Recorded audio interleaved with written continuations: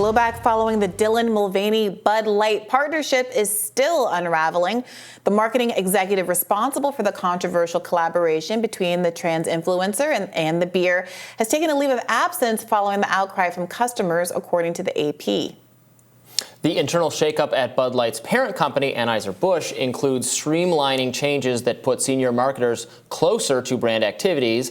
Meanwhile, podcaster Joe Rogan weighed in after Budweiser aired an advertisement seemingly aimed at inviting patriotic beer lovers back into the base. Let's watch that. You got to watch this Bud Light commercial, this new Bud Light commercial. Find the new Bud Light commercial. It's the dumbest pro-America rah-rah. It's so stupid and cliche. It hurts my feelings. It's so dumb. Listen to this. This is a company in deep shit, bro. And they make things like this. Look, you got the prairies, the ocean. You got a Clydesdale running down the street. A story. Whoa. About a beer. Rooted in the heart of America. Found in a community where a handshake is a sure contract. What the fuck are you talking about? Those who found opportunity. So I watched this commercial the other day. It is funny in that it's like the mirror image, like the total opposite of the kind of Dylan Mulvaney thing. Like, this is like, if you're a real American, you know, you ride horses and you love beer and 9/11. There's a 9/11 cameo in this advertisement. It's almost as if there are a lot of different kinds of Americans who are drawn to a lot of different kinds of advertising, and that large conglomerates promulgate different kinds of ads to reach different kinds of audiences. Remember the Rick and Morty episode? It's one of the Citadel episodes where all the Ricks live together, and there's a commercial for this cookie wafer that like is made from some chemical they secrete in like a happy Rick's brain to be like, taste your youth and your family adoring you or something. This is what this reminded me of. I mean, like, look, the fact that this is a controversy at all is so frustrating, I gotta say. And I really appreciate that Joe Rogan has kind of approached this issue with the levity that it deserves, because it is frankly fundamentally absurd.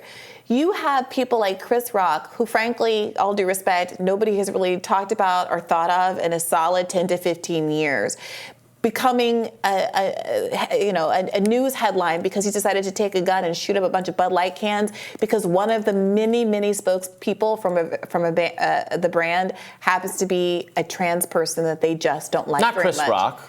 You said. I'm sorry. Kid Rock. My apologies. Kid Don't Rock. slander Chris Rock. Kid Rock.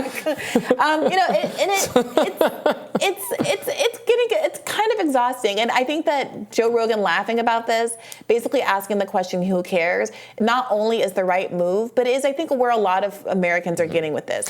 You can make the argument that the left pushed too far or got over its skis with some of these issues, and that phraseology about birthing women and stuff is beyond the pale of what the American public can accept.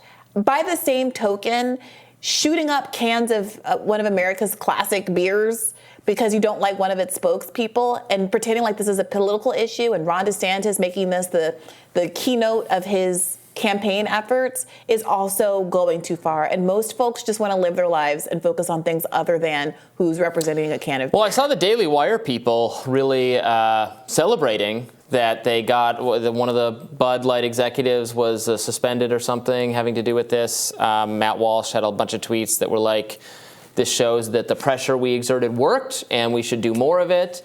And then I saw some people saying like, well, isn't this just cancel culture now? Aren't you getting people fired for things you disagree with? Yeah. And I think the obvious answer to that is just yes, but people of the conservative who are really bought into this, I think they think it's fair and that, I mean, they don't have a problem. We all want to cancel our enemies. It's not that cancel culture is fake. I don't like when liberals kind of take that line that there's no such thing as cancel culture. It's that everybody thinks that the things that they're trying to cancel are legitimately cancelable. Right. That's liberals who think there's no cancel culture, I guess, just think that all firings are just or something. It doesn't seem like a very progressive opinion to have. I mean, they argue that people got fired for things that they did wrong. They violated company policy. You know, they got negative feedback, et cetera, et cetera. I mean, look, I don't know exactly what's going on here, but with this person and their choice to step aside and to be replaced. But it doesn't strike me as actually validating their ultimate point. Last week, they all had to walk back the boycott because they realized it wasn't actually negatively affecting Bud Light to the extent that it was propping up Dylan Mulvaney's career and making her an increasingly known and increasingly profit-making entity in the media space. I mean, I can't make heads or tails of this. I'm seeing a lot of conflicting. We should probably, if we're going to keep talking about this, dive into it a little deeper about whether this was like whether this was a good business decision or it was bad. I've heard both arguments. You've argued that this campaign was all to the good and they profited from it. No, I'm saying Dylan Mulvaney is profiting from it. Well, yeah, obviously. Dylan Mulvaney came out of nowhere to be a successful brand ambassador, partly because of her own skill in marketing and her own skill at exploiting TikTok and using that platform to genuinely make various products seem good. She's likable. She's approachable. Jesse Singal over at Blocked and Reported podcast did a deep dive with his co-host about Dylan Mulvaney. And even though they think that aspects of her kind of persona are a little cringe, they both had to give credit to her ability to really appeal to folks, especially younger folks, across the platform. And so a company deciding to partner with someone who has demonstrated an ability to influence folks is not ridiculous. And the idea that you're telling a company to stop making those kind of profit-driven decisions because you happen to not be part of the audience they're trying to reach, it's very cringe. It's very like immature and insular to think that every kind of advertising is supposed to be appealing to you. Where's the advertising that appeals to the Robbys of the world? Because I didn't care for the Dylan Mulvaney advertising, and I don't care for that advertisement that Joe Rogan made fun of. Do you guys drink beer at your D&D roundtables? Some people do. I don't. Okay, I don't drink a lot of beer. You need to. This is a note out to Budweiser, Anheuser-Busch. You need to do more ads that appeal to we did drink beer at our last session.